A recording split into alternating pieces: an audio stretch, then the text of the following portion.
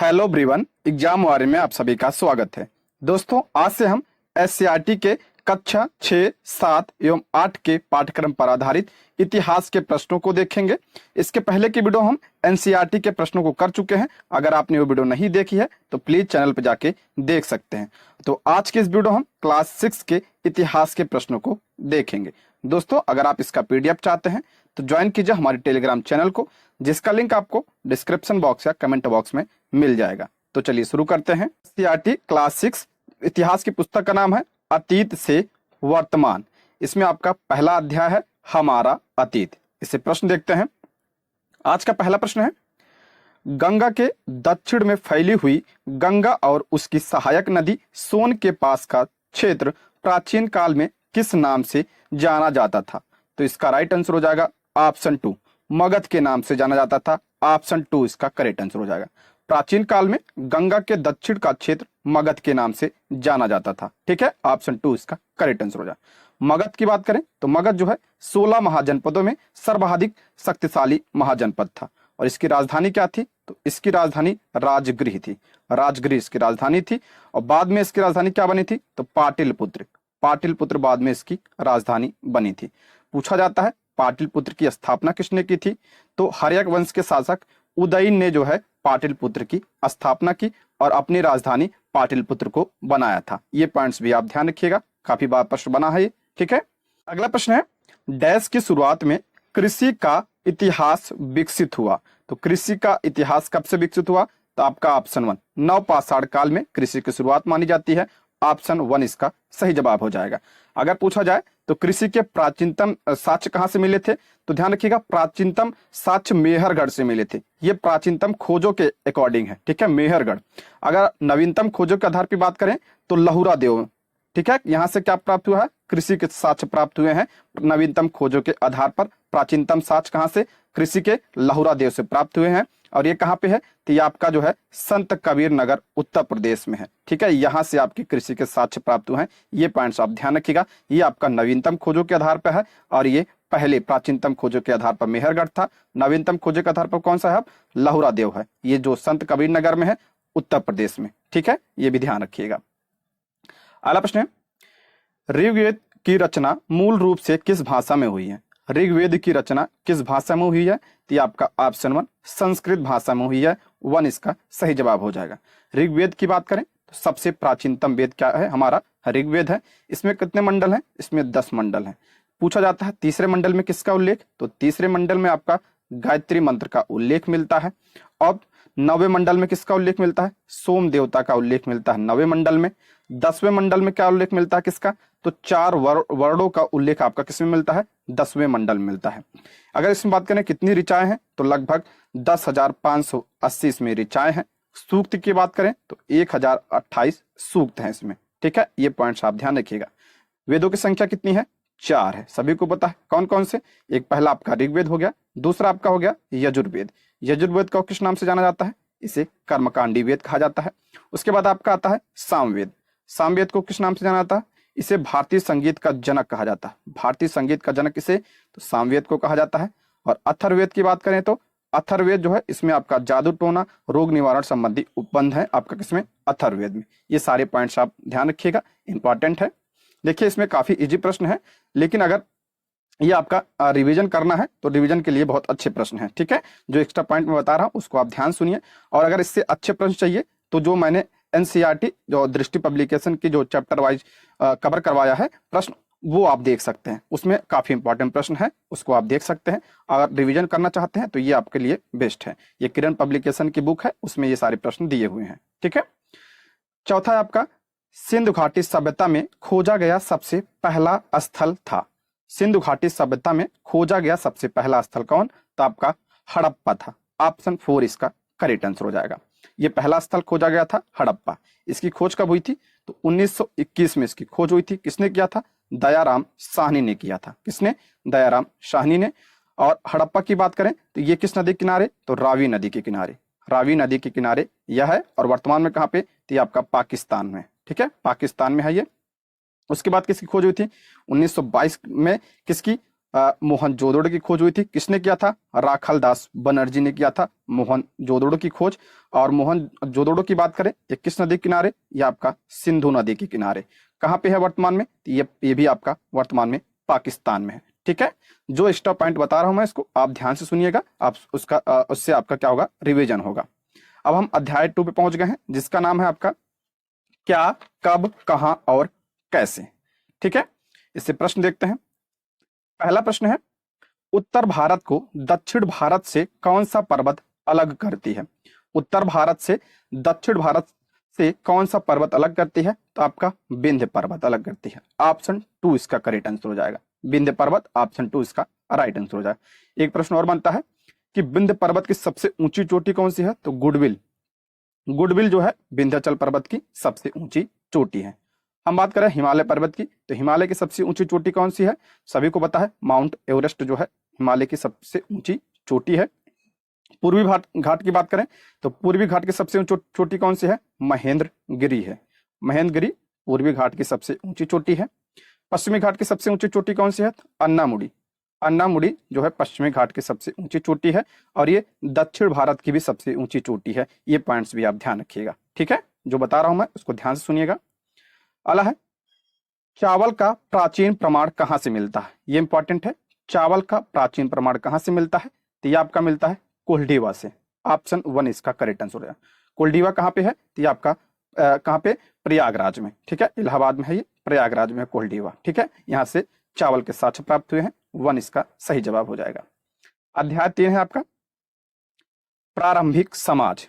प्रारंभिक समाज से पहला प्रश्न देखते हैं। प्रारंभिक औजार अधिकांशतः किस चीज के बने होते थे? प्रारंभिक औजार सभी को पता है, ये पत्थर के होते थे, बेडौल होते थे। ऑप्शन 2 इसका सही जवाब हो जाएगा। ठीक है, कांस्य युगीन सभ्यता किसे कहा जाता है? तो हड़प्पा को कहा जाता है। हड़प्पा को क्या कहा जाता है? कांस्य युगीन सभ्यता कहा जाता है। हड़प्पा के लोग जो है लोहे के बारे में नहीं जानते थे। ये भी प्रश्न बनता है, ये पॉइंट्स भी आप ध्यान रखिएगा। पूछा जाता है हड़प्पा के लोग किसके बारे में नहीं? तो लोहे के बारे में नहीं जानते थे। अगला प्रश्न है, पाषाण काल को कितने भागों में बांटा जाता है? पाषाण काल को कितने भागों में? तो आपका 3 भागों में बांटा जाता है। ऑप्शन 2 इसका करेक्ट आंसर हो जाएगा। कौन कौन से? तो आपका हो जाएगा पूरा पाषाण काल, दूसरा आपका मध्य पाषाण काल, तीसरा आपका नव पाषाण काल। ठीक है, ये तीनों ध्यान रखिएगा, आप सभी को पता होगा। अगला है, भीमबेटका किस राज्य में है? तो भीमबेटका इंपॉर्टेंट है ये, तो ये आपका मध्य प्रदेश में है। ऑप्शन 2 इसका करेक्ट आंसर हो जाएगा। मध्य प्रदेश में आपका भीमबेटका है, और किसके लिए प्रसिद्ध है? तो आपका गुफाओं में शैल चित्र के लिए प्रसिद्ध है। ऑप्शन 2 इसका सही जवाब हो जाएगा। ठीक, अध्याय 4 है आपका प्रथम कृषक एवं पशुपालन। प्रश्न देखते हैं इसमें। पहला प्रश्न है, सबसे पहले किस जानवर को मानव ने पालतू बनाया? इंपॉर्टेंट है, सबसे पहले किस जानवर को मानव ने पालतू बनाया? तो सबसे पहले आपका कुत्ता को बनाया था। कुत्ते को सर्वप्रथम पालतू बनाया था मानव ने। ऑप्शन 1 इसका सही जवाब हो जाएगा। अब पूछा जाए किस काल में? तो आपका मध्य पाषाण काल में। किस काल में? मध्य पाषाण काल में कुत्ते को पालतू बनाया था सर्वप्रथम। ये पॉइंट्स भी आप ध्यान रखिएगा। मध्य पाषाण काल को और क्या कहा जाता है? इसे माइक्रोलिथिक कहा जाता है। माइक्रोलिथिक कहा जाता था। ठीक है, ये पॉइंट्स भी आप ध्यान रखिए, क्योंकि जो है माइक्रोलिथिक कहा जाता है। क्यों कहा जाता है? क्योंकि मध्य पाषाण काल के जो उपकरण है बहुत सूक्ष्म थे। ठीक है, इसलिए इसका नाम पड़ा है। आगे बढ़ते हैं। गेहूं का प्राचीन साक्ष्य कहां से प्राप्त हुआ है? गेहूं का प्राचीन साक्ष्य कहां से? तो आपका ये मेहरगढ़ से प्राप्त हुआ है। ऑप्शन 1 इसका करेक्ट आंसर हो जाएगा। मेहरगढ़ जो है वर्तमान में कहां पे है? तो ये पाकिस्तान में है, बोलन दर्रे के पास है ये। ऑप्शन 1 इसका सही जवाब हो जाएगा। अला है, मेहरगढ़ वर्तमान में कहां पे स्थित है? तो ये पाकिस्तान में है। 2 इसका करेक्ट आंसर हो जाएगा। ठीक, अध्याय 5 जिसका नाम है आपका प्रारंभिक शहर प्रथम नगरीकरण। प्रारंभिक शहर प्रथम नगरीकरण से प्रश्न देखते हैं। किस शहर से बंदरगाह के अवशेष मिले हैं? किस शहर से बंदरगाह के अवशेष मिले हैं? तो ऑप्शन 1 लोथल से मिले हैं। ऑप्शन 1 इसका करेक्ट आंसर हो जाएगा। काफी बार प्रश्न बना है, तो ध्यान रखिएगा। लोथल की बात करें हम, तो ये कहां पे वर्तमान में? गुजरात राज्य में है। गुजरात राज्य में। और ये किस नदी के किनारे? तो ये आपका भोगवा नदी के किनारे। ठीक है, भोगवा नदी के किनारे। और इसकी खोज किसने की थी? एस और राव ने इसकी खोज की थी। ये सारे पॉइंट्स आप ध्यान रखिएगा, अक्सर पूछा जाता है। बंदरगाह या गोदीवाड़ा के साक्ष्य यहाँ से प्राप्त हुए थे। और हम बात करें यहाँ पे आपका रोपड़, तो रोपड़ से क्या रोपड़ से जो किस नदी किनारे है आपका, ये सतलज नदी, सतलज नदी के किनारे आपका रोपड़ है, और ये कहाँ पे है, पंजाब राज्य में है। ठीक है। धौलावीरा की बात करें तो धौलावीरा आपका ये कहाँ पे है, तो ये आपका गुजरात में है धौलावीरा। कालीबंगा कहाँ, तो ये आपका राजस्थान में है कालीबंगा। किस नदी के किनारे है, ये आपका घग्गर नदी के किनारे कालीबंगा है। और यहाँ से क्या साक्ष्य प्राप्त हुआ था, तो जुते हुए खेत के साक्ष्य यहाँ से प्राप्त हुए थे। ये सारे पॉइंट्स आप ध्यान रखिएगा। अगला है हड़प्पा सभ्यता की खोज किस वर्ष हुई थी। हड़प्पा सभ्यता की खोज किस वर्ष, तो आपका 1921 में पहले बताया था। ऑप्शन 1 इसका करेक्ट आंसर हो जाए। कौन से शहर की खोज, तो हड़प्पा नगर की सर्वप्रथम खोज हुई थी, इसलिए इसको हड़प्पा सभ्यता के नाम से भी जाना जाता है। इसकी खोज किसने की थी, दयाराम साहनी ने हड़प्पा की खोज की थी। ये पॉइंट्स भी आप ध्यान रखिएगा, 1 इसका करेक्ट आंसर हो जाएगा। रावी नदी के किनारे है ये। अगला बढ़ते हैं, विशाल स्नानाघर किस नगर से प्राप्त हुआ है। इंपॉर्टेंट है, विशाल स्नानाघर किस नगर से प्राप्त हुआ, आपका ऑप्शन सी मोहनजोदड़ो से यह प्राप्त हुआ था। ऑप्शन 3 इसका करेक्ट आंसर हो जाए। मोहनजोदड़ो किस नदी के किनारे, आपका ये सिंधु नदी के किनारे। और वर्तमान में कहाँ पे, तो वर्तमान में ये आपका पाकिस्तान में है। ठीक है। और इसकी खोज कब, तो यह 1922 में राखलदास बनर्जी ने की थी।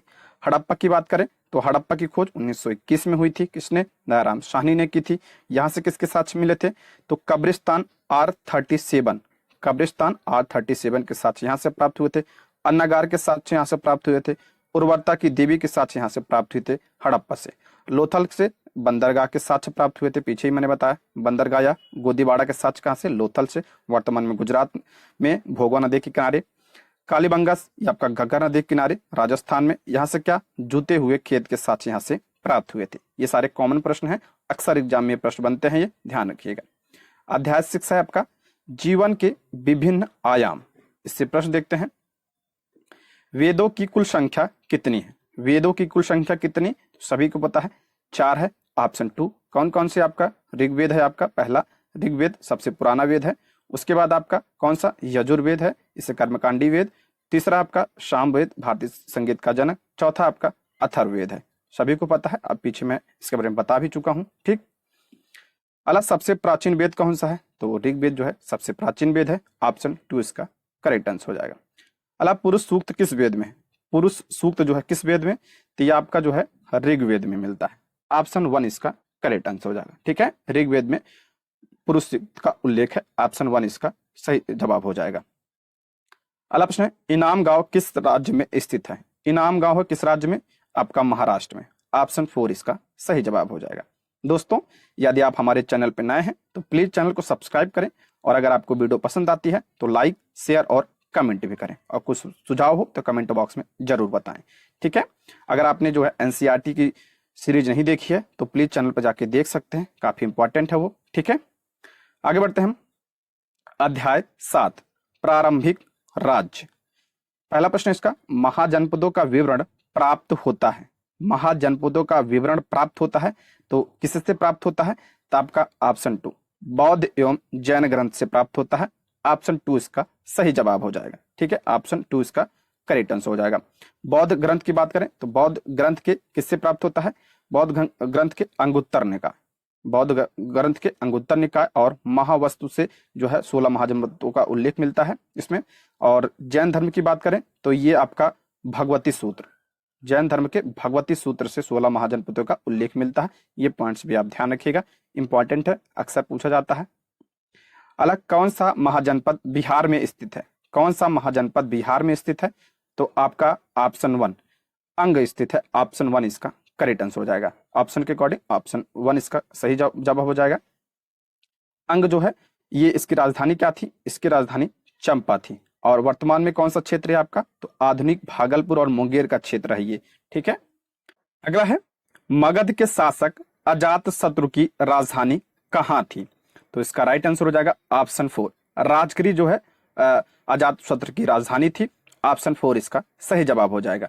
अजात शत्रु की बात करें तो ये किसका पुत्र था, तो ये आपका बिंबिसार का पुत्र था। बिंबिसार जो है हर्यक वंश का संस्थापक था। ठीक है, इसका पुत्र आप कौन था, अजात शत्रु का। शत्रु था। और अजात शत्रु का पुत्र कौन था? उदयन। उदयन जो है अजात शत्रु का पुत्र था। और उदयन ने ही आपका पाटिलपुत्र की स्थापना की थी और मगध की राजधानी पाटिलपुत्र को बनाया था। और अजात शत्रु को किस नाम से जाना जाता है? इसे कुडिक के नाम से जाना जाता है। ये पॉइंट्स भी आप ध्यान रखिएगा, हर्यक वंश से संबंधित था ये, ठीक है। आगे बढ़ते हैं। निम्नलिखित में से किसे मगध के महाजनपद का संस्थापक माना जाता है? मगध के महाजनपद का संस्थापक किसे? तो आपका जरासंध को, पुराणों के अनुसार जो है जरासंध। ऑप्शन 1 इसका सही जवाब हो जाएगा। ऑप्शन 1 इसका करेक्ट आंसर। अगर पूछा वास्तविक संस्थापक किसे कहा जाता है तो बिंबिसार को कहा जाता है, ठीक है। बिंबिसार को वास्तविक संस्थापक मगध को माना जाता है, लेकिन अगर संस्थापक पूछा है तो जरासंध, ठीक। अगला अध्याय 8, नाम है इसका नए प्रश्न नए विचार। इससे आपका पहला प्रश्न है, गौतम बुद्ध का जन्म कब हुआ था? देखिए, गौतम बुद्ध का जन्म कब हुआ था? इसका करेक्ट आंसर हो जाएगा आपका ऑप्शन 1 इसका करेक्ट आंसर है। 563 ईसा पूर्व में गौतम बुद्ध का जन्म हुआ था। ऑप्शन 1 इसका करेक्ट आंसर हो जाएगा। कहां पे हुआ था? लुम्बिनी। ध्यान से सुनिएगा, मैं सारा रिवीजन करवा दे रहा हूं, उससे संबंधित जो भी प्रश्न बनते हैं। लुम्बिनी जो है नेपाल में गौतम बुद्ध जी का जन्म हुआ था 563 ईसा पूर्व में। इनके बचपन का नाम क्या था? तो इनके बचपन का नाम था आपका सिद्धार्थ। सिद्धार्थ इनके बचपन का नाम था। और इनके पिता का नाम क्या था? शुद्धोधन इनके पिता का नाम था, ठीक है। और इनकी माता का नाम क्या था? महामाया। महामाया जो है इनकी माता का नाम था। और इनका पालन पोषण किसने किया था? तो प्रजापति गौतमी, इनकी जो है मौसी थी प्रजापति गौतमी, इन्होंने इनका पालन पोषण किया था। और इनकी पत्नी का नाम क्या था? तो यशोधरा इनकी पत्नी का नाम था, ठीक है। यशोधरा इनकी पत्नी का नाम था। और इनके पुत्र का नाम क्या था? राहुल। राहुल इनके पुत्र का नाम था। और इनके घोड़े का नाम क्या था? तो कंथक जो है इनके घोड़े का नाम था। क्या? कंथक इनके घोड़े का नाम था। और इनके सारथी का नाम पूछा जाता है तो चार जो है इनके सारथी थे। और इनकी मृत्यु कब हुई थी? तो 483 ईसा पूर्व में इनकी मृत्यु हुई थी कुशीनगर में। इतना इसमें ध्यान रखिएगा। और भी बता रहा हूं मैं, ध्यान सुनिएगा। इन्हें ज्ञान की प्राप्ति कहाँ हुई थी? बोध गया में। बोध गया बिहार में इन्हें ज्ञान की प्राप्ति हुई थी। और इन्होंने अपना पहला उपदेश कहाँ पे दिया था? सारनाथ में पहला उपदेश दिया था। अच्छा, पहले उपदेश को क्या कहा जाता है? तो पहले उपदेश को धर्म चक्र प्रवर्तन कहा जाता है, ठीक है। और सर्वाधिक उपदेश कहाँ दिए थे इन्होंने? श्रावस्ती में सर्वाधिक उपदेश दिए थे। और अंतिम उपदेश कहाँ दिए थे? कुशीनगर में अंतिम उपदेश दिए थे, ठीक है। और इनकी मृत्यु कब? 483 ईसा पूर्व में इनकी मृत्यु हुई थी। और मृत्यु को क्या कहा जाता है? क्या कहा जाता है? महापरिनिर्वाण कहा जाता है, ठीक है। इतने पॉइंट्स इससे ध्यान रखिएगा, ठीक है। ऑप्शन 1 इसका करेक्ट आंसर हो जाएगा। अगला प्रश्न है, जैन धर्म के संस्थापक कौन थे? जैन धर्म के संस्थापक, तो आपका इसकी स्थापना ऑप्शन 2 ऋषभदेव ने की थी। देखिए, जैन धर्म में कितने तीर्थंकर थे? 24। पहले तीर्थंकर आप कौन थे? ऋषभदेव। ऋषभदेव जो है पहले तीर्थंकर थे। 23वें कौन थे? तो आपका पार्श्वनाथ पूछा जाता है। 23वें पार्श्वनाथ थे। और 24वें कौन थे? तो महावीर स्वामी थे। और महावीर स्वामी को जैन धर्म का वास्तविक संस्थापक माना जाता है। अच्छा, इनके प्रतीक चिन्ह पूछा जाता है। तो ऋषभदेव का प्रतीक चिन्ह क्या था? वृषभ जो था इनके प्रतीक चिन्ह था। पार्श्वनाथ का क्या था? तो पार्श्वनाथ का आपका सर्पकड़ था। क्या था? सर्पकड़। और महावीर स्वामी के क्या चिन्ह इनका प्रतीक चिन्ह? तो आपका सिंह। सिंह जो है महावीर स्वामी का। और महावीर स्वामी की और हम बात कर लेते हैं महावीर स्वामी के बारे में। तो महावीर स्वामी का जो है तो जन्म कब हुआ था? इनका जन्म 540 ईसा पूर्व में कहाँ पे? कुंडग्राम वैशाली में हुआ था। इनके पिता का नाम क्या था? सिद्धार्थ। सिद्धार्थ इनके पिता का नाम था। माता का नाम क्या था? त्रिशला इनकी माता का नाम था। और पत्नी का नाम क्या था इनका? यशोदा। और यशोदा इनकी पत्नी का नाम। अब पुत्री क्या नाम था? प्रियदर्शना। प्रियदर्शना इनकी पुत्री थी। और इनके जो दामाद थे जमाली, जमाली उनका नाम था। और इनकी मृत्यु कब हुई थी? तो 468 ईसा पूर्व में इनकी मृत्यु हुई थी। और मृत्यु को क्या कहा जाता है? निर्वाण कहा जाता है, ठीक है। ये पॉइंट्स भी आप ध्यान रखिएगा। पावापुर में हुई थी। ये सारे पॉइंट ध्यान रखिएगा, बहुत इंपॉर्टेंट है। और इसका राइट आंसर हो जाएगा ऑप्शन 2, ठीक।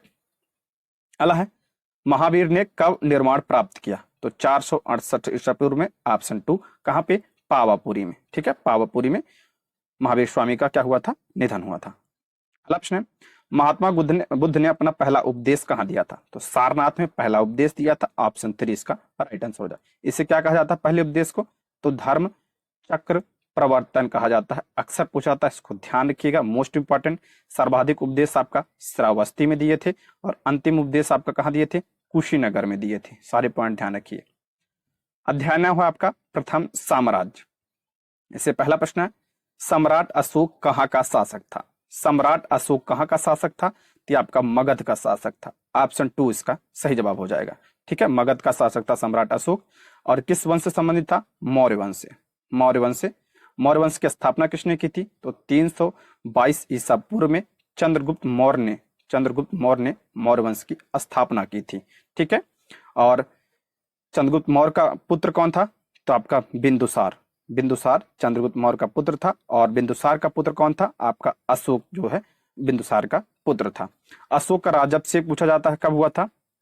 तो 269 जो है ईसा पूर्व में जो है अशोक का क्या हुआ था? राज्याभिषेक हुआ था। और राज्याभिषेक के 8वें वर्ष जो है कौन सा युद्ध हुआ था? कलिंग का युद्ध। 261 ईसा पूर्व में कलिंग का युद्ध हुआ था। ये पॉइंट्स भी आप ध्यान रखिएगा। ठीक, अगला प्रश्न है, किस युद्ध को जीतने के बाद सम्राट अशोक का मन दुख से भर गया? तो कलिंग का युद्ध। ऑप्शन 2 इसका राइट आंसर हो जाएगा। पूछा जाता है कि अशोक के राज्याभिषेक के किस वर्ष? तो 8वें वर्ष जो है यह युद्ध हुआ था। 8वें वर्ष यह युद्ध हुआ था। और इसका उल्लेख कहाँ मिलता है? तो अशोक के 13वें शिलालेख में इसका वर्णन मिलता है। ये पॉइंट्स भी आप ध्यान रखिएगा। और 13वें शिलालेख, ठीक है, बहुत इंपॉर्टेंट है 13वां शिलालेख। और यही कलिंग के युद्ध के बाद ही अशोक ने युद्ध की नीति त्याग दी थी। अगला प्रश्न है, सर्वप्रथम ब्राह्मी लिपि को किसने पढ़ा था? सर्वप्रथम ब्राह्मी लिपि को किसने पढ़ा? तो आपका जेम्स प्रिंसिप ने पढ़ा था। ऑप्शन 1 इसका करेक्ट आंसर हो जाए। देखिए, पूछा जाता है अशोक के अभिलेख की खोज किसने की थी? तो 1750 में किसने किया था? टी फेंथलर ने किया था। टी फेंथलर ने 1750 में इसके अभिलेखों की खोज की थी। और पढ़ा किसने था इसे? तो 1837 ईस्वी में जेम्स प्रिंसिप ने इसे पढ़ा था। ये पॉइंट्स आप ध्यान रखिएगा। और अशोक के अभिलेख किस लिपि में मिलते हैं? तो आपका ब्राह्मी लिपि में मिलते हैं और खरोष्टी लिपि में मिलते हैं। ज्यादातर किस में मिलते हैं? ब्राह्मी लिपि में मिलते हैं। और सर्वप्रथम इसे किसने पढ़ा? तो जेम्स प्रिंसिप ने पढ़ा था। अध्याय 10 नाम है शहरी एवं ग्राम्य जीवन। देखिए, ये आप रिवीजन की तरह लीजिएगा। ठीक है, कमेंट मत करिएगा सर बहुत इजी है, हमने बहुत अच्छे अच्छे प्रश्न करा दिए हैं। तो अगर आपने वो वीडियो नहीं देखी तो देख सकते हैं सारा। अगला है, छोटे एवं स्वतंत्र किसानों को कहा जाता था? छोटे एवं स्वतंत्र किसानों को क्या कहा जाता था? तो इसका राइट आंसर है ऑप्शन 3, गृहपति कहा जाता। ऑप्शन 3 इसका करेक्ट आंसर है। देखिए, मैं कुछ पॉइंट बता रहा हूं, उसको ध्यान सुनिएगा। वेल्लार किसे कहा जाता है? तो दक्षिण भारत में जो है जो बड़े जमींदार थे, बड़े जमींदार को क्या कहा जाता? तो वेल्लार कहा जाता था। और हल चलाने वाले को क्या कहा जाता था? पूछा जाता है, ये सब एनसीईआरटी में भी है और एससीईआरटी में भी है। हल चलाने वाले को क्या? उझावर कहा जाता था। और जो भूमिहीन मजदूर होते थे उन्हें क्या कहा जाता था? तो कैदेशियार कहा जाता था। कैदेशियार जो है भूमिहीन किसान को, मजदूर को कहा जाता था। और दास को क्या कहा जाता? तो दास को आपका अधिमई कहा जाता था। क्या? अधिमई कहा जाता था। और उत्तरी भाग में स्वतंत्र ग्राम प्रधान को क्या कहा जाता था? तो ग्राम भोजक कहा जाता था। ये सारे पॉइंट ध्यान रखिएगा। फिर से बता दे रहा हूँ, दक्षिण क्षेत्र में जो है, तमिल क्षेत्र में जो जमींदार होते थे बड़े, उन्हें वेल्लार कहा जाता था। और हल चलाने वाले को उझावर कहा जाता था। और भूमिहीन जो मजदूर होते थे उन्हें कैदेशियार कहा जाता था। और दास को अधिमई कहा जाता था। ठीक है, और जो है उत्तर भारत में स्वतंत्र जो ग्राम प्रधान होते थे उन्हें ग्राम भोजक कहा जाता था। ये सारे पॉइंट ध्यान रखिएगा। ये अगला है, सुदर्शन झील का निर्माण सबसे पहले किसने करवाया था? सुदर्शन झील का निर्माण सर्वप्रथम किसने करवाया था? तो इसका निर्माण करवाया था आपका चंद्रगुप्त मौर्य ने।